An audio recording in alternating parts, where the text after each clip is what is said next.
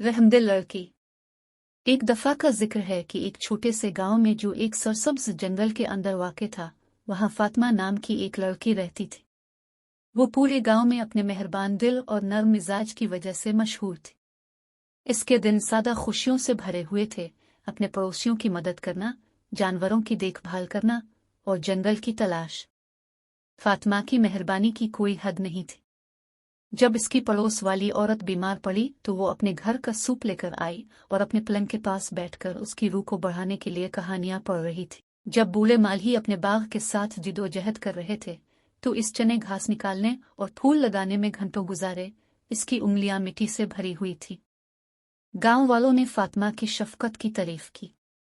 वो कभी हाथ देने से नहीं हिचकिचाती, चाहे वो बूढ़ों के लिए लकड़ियां लाना हो या बच्चों के फटे हुए कपड़ों को ठीक करना।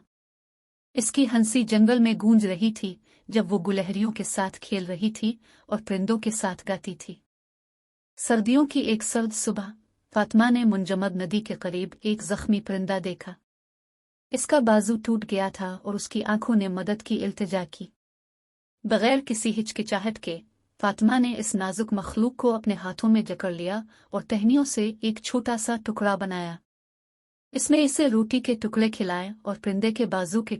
एक दिन जैसे ही बाहर खिल रही थी, फातिमा जंगल के दिल में एक कदीम बलूत के दरख्त से ठोकर खा गई।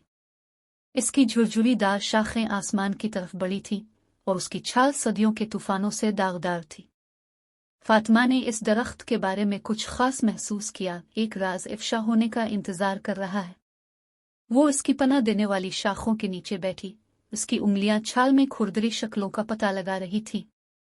और वहीं जंगल की खामोशी में बलूत के दरख्त ने अपनी कहानी सुनाई। इसने मोहब्बत, कुर्बानी और तमाम जानदारों के बाहमी रब्त की बात की।